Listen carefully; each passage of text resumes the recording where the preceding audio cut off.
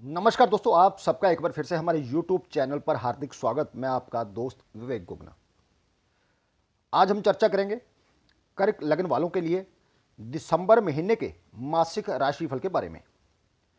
दिसंबर महीने में चार ग्रह शुक्र, सूर्य, बुध और मंगल का राशि परिवर्तन हो रहा है, जिनमें शुक्र वृश्चिक में, सूर्य और बुध धनु में और मंगल का मेष में राशि परिवर्तन हो रहा है। लेकिन हम बात करेंगे सभी ग्रहों के बारे में। चर्चा शुरू करने से पहले मैं यह कहना चाहता हूं, काफ़ी दोस्तों को कमेंट आते हैं ये राशिफल लग्न आधारित है या चंद्र आधारित। तो दोस्तों, मैं यहां कहना चाहता हूं, मैं हमेशा ही लग्न आधारित राशिफल ही बताता हूं, क्योंकि चंद्र एक राशि में सवा 2 दिन गोचर करता है और एक लग्न सिर्फ और सिर्फ 2 घंटे उदित रहता है। इसलिए ग्रहों का सटीक गोचर लगन से ही देखना चाहिए। इसके साथ आप सभी से कहना चाहता हूं कि यदि आपकी कोई क्वेरी हो तो आप दिए हुए व्हाट्सएप नंबर पर मुझे मैसेज कर सकते हैं, लेकिन फीस एप्लीकेबल रहेगी। और आप सबसे ये भी कहना चाहता हूं, खासकर उन दोस्तों से जो पहली बार हमारे चैनल पर आए हैं, यदि आपने हमारा चैनल सब्सक्राइब नहीं किया तो वो सब्सक्राइब कर लें और नोटिफिकेशन बेल का बटन दबाना ना भूलें, क्योंकि जो भी वीडियो हम अपलोड करें, चाहे वो केपी एस्ट्रोलॉजी से रिलेटेड हो या फिर वैदिक एस्ट्रोलॉजी से, आप उसे मिस ना करें। तो चलिए चर्चा शुरू करते हैं। कर्क लग्न वालों के लिए इन सभी ग्रहों का गोचर दिसंबर महीने में कैसा रहेगा। कर्क लग्न का जो चार्ट है गोचर का, वो आपके सामने अपलोड हो चुका है। तो चलिए सबसे पहले बात शुरू करते हैं आपकी हेल्थ के बारे में। दोस्तों, लग्न भाव से शरीर का विचार किया जाता है। चंद्रमा आपका लग्नेश है। चंद्रमा जलीय ग्रह है, स्त्रीलिंगी है, भावनाओं से भरा हुआ है। कुंडली में चंद्रमा पाप पीड़ित हो, मतलब 6, 8 या 12 भाव में हो, या पाप ग्रहों के साथ हो, या दृष्टि में हो, या किसी भी तरह से इनसे संबंध हो, तो चंद्रमा की दशा में शारीरिक या मानसिक कष्ट जरूर होता है। कर्क लग्न के लिए चंद्र, गुरु और मंगल शुभ ग्रह हैं। दिसंबर के महीने में गुरु आपके 7वां भाव मकर राशि में शनि के साथ गोचर करेंगे। यहां गुरु अपनी नीच राशि में होंगे, लेकिन शनि द्वारा गुरु का नीच भंग होगा और योगकारी मंगल अपने मित्र गुरु की मीन राशि 9th भाव में 24 दिसंबर तक गोचर करेंगे। मतलब अगर आप किसी लंबी बीमारी से परेशान थे तो इस महीने हेल्थ रिकवरी के चांसेस बढ़ जाएंगे। आपके अंदर इस महीने गजब की एनर्जी देखी जाएगी और आपकी हेल्थ अच्छी रहेगी। अपनी हेल्थ के प्रति आपका पॉजिटिव रुख आपकी कई परेशानियों को इस महीने दोस्तों दूर करेगा। 4th भाव, जिसे सुख भाव भी कहते हैं, यहां शुक्र अपनी ही राशि तुला में गोचर करेगा। और 11वां भाव, जिसे इच्छाओं का भाव कहा जाता है, वहां राहु शुक्र की ही दूसरी राशि वृषभ में गोचर करेगा। इनके प्रभाव से आप इस महीने अपने घर की साज सज्जा के लिए कुछ परचेजिंग कर सकते हैं, और यदि आप आर्थिक रूप से मजबूत हैं तो कोई नया वाहन गाड़ी खरीदने का यहां पर योग बनता है। बात करते हैं 5th भाव, जो कि बुद्धि का भाव है। 5th भाव का स्वामी दोस्तों मंगल 9th भाव में अपने मित्र गुरु की मीन राशि में, 9th भाव का स्वामी 7th भाव में, और शनि द्वारा गुरु का नीच भंग और लगन पर दृष्टि, और 5th भाव में सूर्य बुध के साथ बुध आदित्य योग का निर्माण करते हुए केतु की तरफ बढ़ना शुरू करेंगे। बुध आदित्य योग सूर्य और बुध की युति से बनने वाला एक शुभ योग है। इस योग के फल बहुत ही अच्छे मिलते हैं। बुध भी बुद्धि का स्वामी है, तो सूर्य प्रतिष्ठा और तेज का। जब सूर्य बुध एक साथ हो तब इन दोनों ग्रहों की शक्ति कई गुना बढ़ जाती है। इस योग से प्रभावित जातक के अंदर सोचने समझने की शक्ति कई गुना बढ़ जाती है। इस योग के जातक मुश्किल से मुश्किल काम को भी आसानी से पूरा कर लेते हैं, या ये कहें कठिन काम को अपनी सोच और समझ से आसान बना लेते हैं। सूर्य अपने तेज से बुध की शक्ति में वृद्धि कर देते हैं। बुध बहुत तेज गति से फल देने वाला ग्रह है, इसी कारण इन दोनों का योग शुभ फल देने वाला बन जाता है, क्योंकि सूर्य बुध के सहायक ग्रह बन जाते हैं। बुध आदित्य योग राजयोग कारक योग है।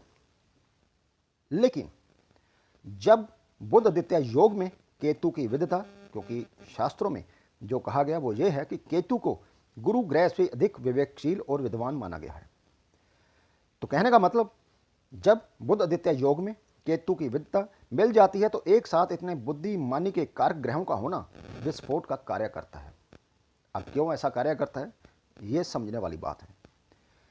दोस्तों, चार मूर्ख यदि एक साथ मिलकर कार्य जो है वो कोई भी कार्य हो कर सकते हैं, और 4 औसत बुद्धि के लोग भी एक साथ आराम से कोई भी कार्य कर सकते हैं। परंतु 4 बुद्धिमान व्यक्ति एक साथ कार्य करें तो अहम की स्थिति सामने आ जाती है। यह भी एक प्रकार का राजयोग है। किसी एक भाव में स्थित ग्रहों में यदि मित्र संबंध ना हो और सब एक दूसरे से अधिक शक्तिशाली हो तो फल विपरीत रूप में प्राप्त होते हैं।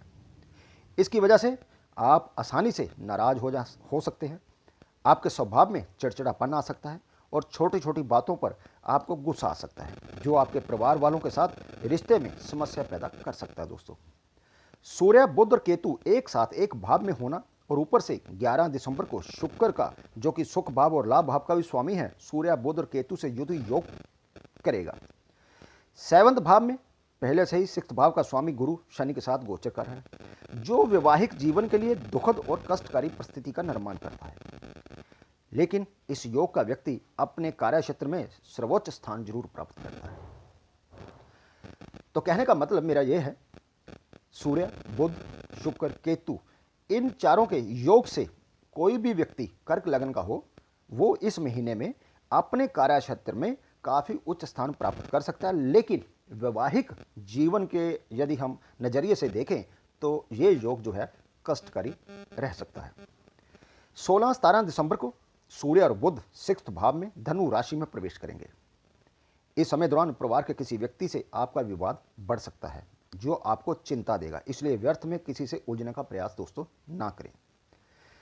लेकिन शुक्र के 5th भाव में गोचर करने से आप अपनी किसी कलात्मक अभिव्यक्ति के माध्यम से स्वयं को समाज में आगे बढ़ाएंगे और इससे भी आपको आर्थिक तौर पर लाभ होने के साथ साथ आपका सामाजिक दायरा में भी वृद्धि जो है होगी। दोस्तों, इस समय काल में आप अपनी किसी छुपी हुई प्रतिभा को बाहर निकाल सकते हैं। आपका मन कुछ ऐसे कार्यों में लगेगा जो लोगों के सामने एकदम से प्रत्यक्ष नहीं होंगे।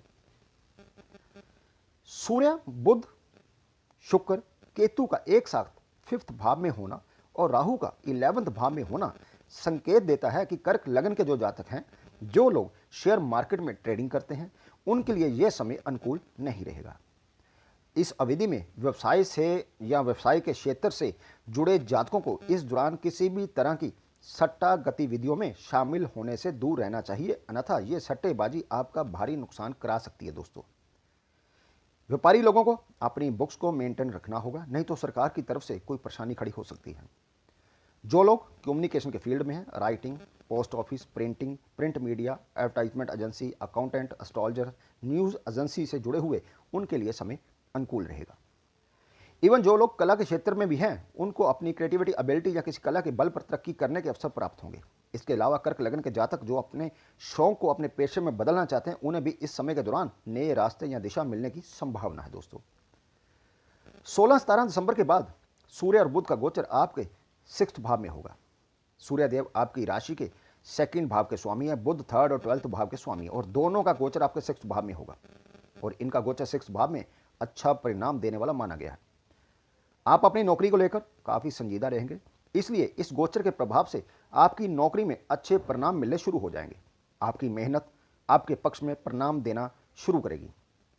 आपको अपनी मेहनत का फल मिलेगा। आपकी मेहनत लोगों की नज़रों में आएगी, जिससे आपको प्रशंसा भी मिलेगी और आपके कुछ विरोधी भी आपकी तारीफ करेंगे, ऐसे लोग जिनकी आपको तारीफ की उम्मीद नहीं थी। इससे आपका आत्मविश्वास दोस्तों बढ़ेगा और आपके कार्य तथा पदभार में वृद्धि होने के प्रबल योग बनेंगे। इस दौरान आप अपने विरोधियों पर हावी रहेंगे और वह चाहकर भी आपका बाल भी बांका नहीं कर पाएंगे।